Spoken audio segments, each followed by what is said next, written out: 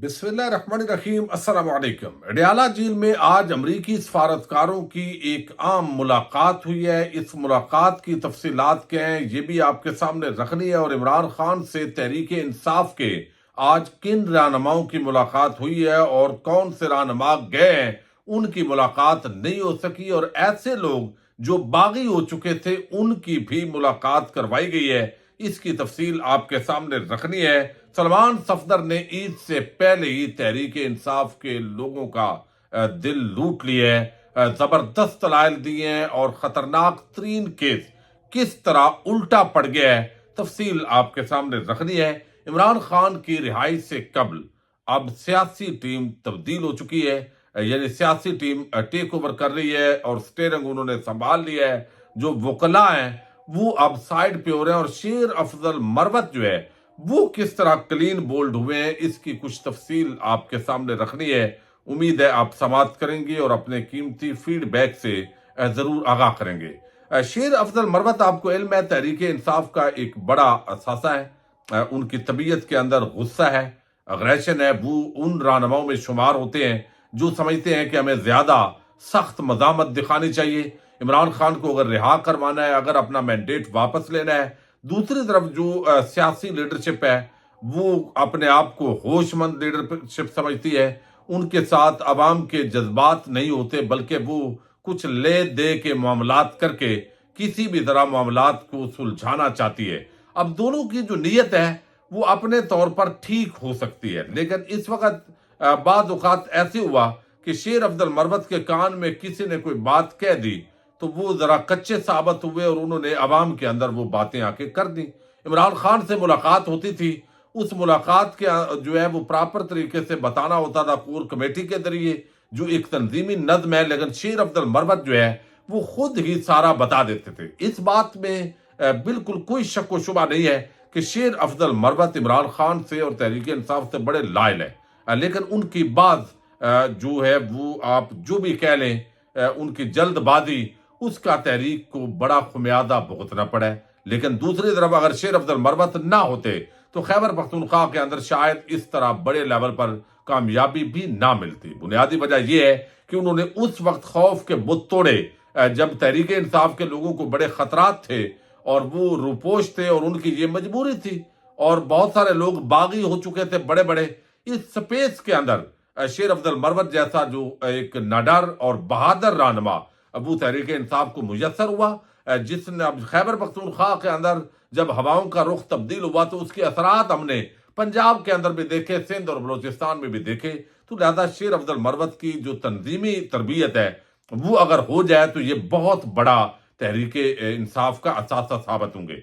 दूसरी तरफ जो उमैर न्याजी है वो कोई उनके हवाले से बहुत शकूक शुबहात हैं, और वो मामलात उनके भी बड़े गंभीर हैं। लेकिन जो बाकी आप देख रहे हैं, उमर अयूब है, बैरिस्टर गौर है, रऊफ हसन है, हामिद खान है। अब ये जो शख्सियात हैं इसके इनके अंदर वो तो एनर्जी नहीं है कि ये जो अवाम के जज्बात हैं उनका ख्याल रखें, वर्कर्स जो है उनके जज्बात के मुताबिक चल सकें, असद कैसर समेत। लेकिन असद कैसर कुछ अरसे से जिन कामों में लगे हुए थे उसके अंदर बड़ी कामयाबी हासिल हुई है। ये जो ग्रैंड अलायंस बन गया है और ईद के बाद जो जलसों का सिलसिला शुरू हो रहा है, यकीनी तौर पर ये तहरीक इंसाफ के जो काज है उसके लिए बड़ा जो है वो आम साबित होने जा रहा है। अब बहुत सारे लोग समझ रहे हैं कि भाई तहरीक इंसाफ सबसे बड़ी जमात है तो महमूद खान अचकजई को इसका सरबराह क्यों बनाया गया, भाई इसी तरह जैसे उसको पहले सदर का उम्मीदवार बनाया गया। तो ये वो लोग हैं, जमातें हैं जो हमेशा एंटी एस्टैब्लिशमेंट के तौर पे अपने आप को मारूफ करते रहे, लेकिन बिल आखिर नवाज शरीफ और जरदारी के साथ इनका गठजोड़ होता रहा। तो अब इमरान खान एक एंटी एस्टैब्लिशमेंट, एक पावर के तौर पर उभरे हैं। जो एलिमेंट है यानी पाकिस्तान की सियासत के अंदर और रियासती मामलात में एस्टैब्लिशमेंट का रोल नहीं होना चाहिए।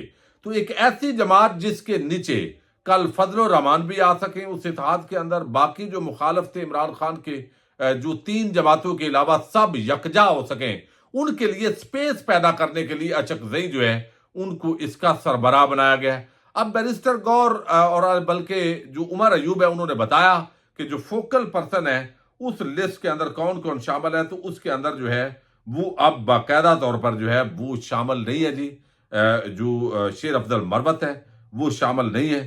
اور اب آج تو جن لوگوں کی عمران خان سے ملاقاتیں کروانے کے لیے اڈیالہ لے کر گئے ہیں، اس پر بڑے سخت جو ہے وہ کارکنان کے اندر غم و غصہ ہے۔ اس میں ایک شاہ فرمان ہے جو سابق گورنر خیبر پختونخوا تھے، اور سیف اللہ نیازی، یہ وہ کردار ہے سیف اللہ نیازی جو تحریک انصاف چھوڑ گئے تھے، اور اب ان کو دوبارہ عمران خان سے ملوایا جا رہا ہے۔ تو وہ لوٹے یا جو بھی آپ کہیں، مجبوری کے اندر بھی لوگ گئے ہیں۔ اب جیسے فواد چودھری ہیں، آپ دیکھ رہے ہیں، وہ انہوں نے کوئی پریس کانفرنس نہیں کی، عمران خان کے خلاف انہوں نے گفتگو نہیں کی، شریف خاندان پر وہ تنقید کرتے تھے تو وہ زیر عتاب ہے۔ اچھا، اب لوگ یہ سوال کر رہے ہیں کہ بھائی اگر سیف اللہ جیسے بندے یہ جانے ہیں تو مارے کھائی ورکر نے، جیلے کھاٹی ورکر نے، سپورٹر نے، اور جو اقتدار میں آ کر لوٹ مار کر کے بھاگ گئے، ان کو خان سے ملوا رہے ہیں، کوئی شرم ہے؟ عمر ایوب صاحب، آپ کو یہ لکھا گیا ہے جو ہے وہ ایک صارف کی طرف سے۔ اب اسی طریقے سے جو خیبر پختونخوا کے سابق وزیر اعلیٰ ہیں محمود خان، وہ کہتے ہیں کل بھی عمران خان میرا لیڈر تھا، آج بھی میرا عمران خان لیڈر ہے۔ تو یہ اب سارے پنچھی واپس اڑ کر آئیں گے۔ اب ایک اور بڑی ڈیولپمنٹ ہوئی ہے، اور آج جو ہے وہ جن لوگوں کی ملاقات ہوئی ہے عمران خان سے، وہ تحریک انصاف کی، ان میں ایک 7 پی ٹی آئی رہنماؤں کو ڈیالہ جیل میں ملاقات کی اجازت دی گئی، جس میں عمر ایوب ہے، شبلی فراد، رؤف حسن، اسد کیسر، سینیٹر سیف اللہ نیازی، سابق گورنر کے پی کی شاہ فرمان، اون پبی، ان کو ملاقات کی اجازت دی گئی۔ اور جن کو اجازت نہیں ملی ان میں صاحبزادہ محبوب سلطان، صاحبزادہ حمید سلطان، مزمل اسلم، ان کو اجازت نہیں ملی، نادیہ کھٹک ہیں، پی ٹی آئی رہنما سلمان آفتاب ہیں، سابق وزیر اعلیٰ گلگت بلتستان خالد خورشید، ان کو بھی ملاقات کی اجازت نہیں ملی۔ تو نادیہ کھٹک، یہ غالباً پرویز کھٹک جو ہے ان کی یہ رشتہ دار ہے میرا خیال ہے۔ اب یہ سارے جو ہے پنچھی شاید واپسی کا راستہ تلاش کریں گے۔ اڈیالہ جیل کے اندر آج ہائی الرٹ تھا، سیکیورٹی بڑی اور مزید سخت تھی، اور امریکی سفارتکار وہاں پہ پہنچے، لیکن اس وقت یہ افواہیں پھیلی کہ شاید امریکی سفارتکار جو ہیں ان کی عمران خان سے ملاقات ہوگی، لیکن عمران خان سے ملاقات نہیں ہوئی، بلکہ امریکی شہری جو ظاہر جعفر ہیں ان کے ساتھ جو ہے نور مقدم کے جو قاتل ہیں ان کے ساتھ ملاقات ہوئی ہے۔ چونکہ وہ امریکی شہری ہیں تو ان سے کونسلر رسائی دی گئی ہے ان کو، اور وہ ملاقات جو ہے اسی تناظر کے اندر امریکی سفارتکاروں کی جو ہے وہ زہر جعفر جو سزا کاٹ رہے ہیں اڈیالہ جیل کے اندر، ان سے یہ ملاقات جو ہے وہ ہوئی ہے۔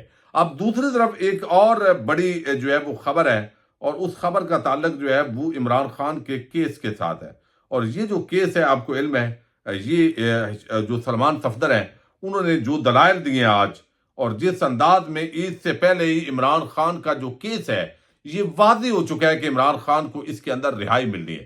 چونکہ جو سزا معطل کا معاملہ ہے، وہ اگر سائفر گم کرنے کا، کوئی ڈاکومنٹ گم کرنے کا معاملہ ہو تو پھر وہ واضح طور پر 2 سال اس کی سزا ہے وہ ویسے ہی معطل ہو سکتی ہے۔ تو آج جو ہے وہ باقاعدہ جج صاحب نے کہا کہ آپ کو معطل کروانے کی ضرورت کوئی نہیں ہے، اس وقت پریشر بھی بنا ہوا ہے عدلیہ پر، چونکہ ساری کہانی کھل کے سامنے آ گئی ہے کہ کس نے کس طرح سہولت کاری کی ہے اس سارے معاملے کے اندر۔ تو تحریک انصاف کا جو معاملہ ہے وہ اس وقت بڑا عام ہے۔ جو سلمان صفدر نے دلائل دیے ہیں اس کے اندر وہ میں چند ایک آپ کے سامنے رکھ دیتا ہوں تاکہ صورتحال آپ کے سامنے آئے۔ سلمان صفدر نے دلائل کا آغاز کیا تو جو چیف جسٹس عامر فاروق نے کہا کہ سلمان صفدر صاحب ایک مختصر حصہ رہ گیا ہے جس پر آپ نے دلائل دینے ہیں، ہم نے گزشتہ روز چارجز سے متعلق آپ سے کچھ چیزوں پر معاونت طلب کی تھی۔ سلمان صفدر نے کہا میری بحیثیت وکیل ذمہ داری ہوگی کہ ہر اینگل آپ کے سامنے رکھ سکوں، ویسے تو ایک وکیل جب ہاتھی نکال لیتا ہے جج کہتے ہیں دم کی پرواہ نہ کرو، ہم وکلاء نے رمضان میں اتنی محنت سے دلائل دیے تو کسی ایک فریق کو عید سے پہلے عیدی مل جانی چاہیے۔ اس پر عامر فاروق جو ہے انہوں نے کہا کہ یہ ضروری نہیں ہے، چونکہ دوسری طرف کے دلائل ابھی لمبے ہیں تو ہم عدالت نے ان چیزوں کو نہیں دیکھنا۔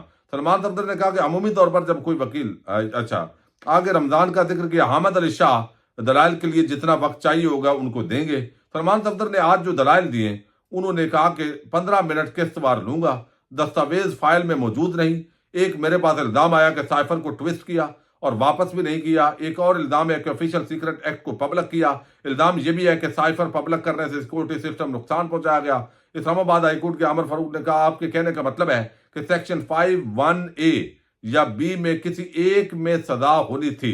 سلمان صفدر نے کہا سوال یہ ہے کہ کون سے شواہد کا سہارا لے کر سزا سنائی گئی۔ پھر آج ایک کتاب کا ذکر کیا گیا، یہ آفیشل سیکرٹ کتاب ہے، اس کا نہ ججز کے پاس ہے نہ وہ وکلاء کے پاس ہے، اور اس کتاب کا جب نام لیا گیا تو مخالف جو وکیل تھا اس نے کہا اس کا نام نہیں لینا، یہ بڑی ٹاپ سیکرٹ ہے، اس کتاب کا نام بھی نہیں لینا۔ تو جج صاحب نے کہا ہمارے سامنے تو لے دیں، تو اس کتاب کا نام 5 صفحات دکھاؤں گا جہاں پراسیکیوشن کے 4 گواہ ہیں، یہ گواہ کہتے ہیں کہ سائفر کی کاپی آدم خان کے پاس آئی، تو آدم خان پر پورا معاملہ پڑ گیا ہے۔ سلمان صفدر نے کہا جب عمران خان کی سائفر کاپی واپس نہیں آئی تو 7 ماہ کے بعد ہی نوٹس کیوں دے دیا گیا؟ عمومی طور پر تو سائفر 1 سال تک کے عرصے میں واپس آتا ہے، مگر یہاں سائفر کاپی واپس کرنے کے لیے 1 سال کی مدت پوری ہونے سے قبل ہی کرمنل کیس بنا دیا گیا، ہم ایک ایک لفظ سے کیس کو توڑیں گے۔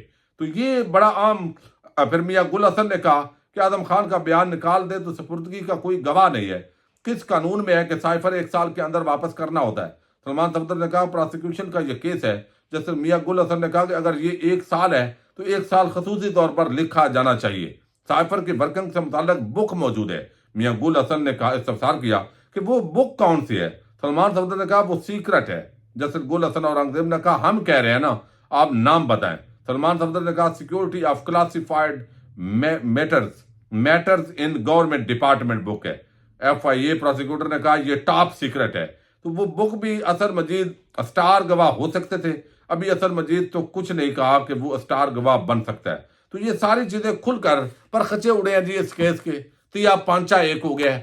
اب یہ بے شک سرکاری وکیل دلائل دیتے رہیں، لیکن کیس سے عمران خان بری ہیں۔ اب فیصلہ جب بھی سنایا جائے گا اس کے اندر ویسے عامر فاروق کا کوئی پتہ نہیں ہے، وہ کچھ بھی جو ہے وہ چائے کی پیالی کے اندر بھی چاہیں تو طوفان وہ لا سکتے ہیں۔ لیکن ایک اور جو بڑی ڈیولپمنٹ تھی وہ یہی تھی کہ سلمان صفدر نے جو زبردست دلائل دیے، چونکہ یہ خطرناک کیس تھا تو تحریک انصاف کے لوگوں کو انہوں نے عیدی دے دی ہے۔ اب باقی دیکھنا یہ ہے کہ شیر افضل مروت جو ہے وہ کل شاید عمران خان سے ان کی ملاقات ہوگی، اور پھر وہ آ کے کیا بیان دیتے ہیں۔ تو تحریک انصاف کی اندرونی لڑائی بھی ہے، بیرونی لڑائی بھی ہے، اور دوسری طرف بھرپور جلسے جلوس اور مزاحمت یہ بھی شروع ہو رہی ہے۔ پاکستان زندہ باد، پاک فوج پائندہ باد۔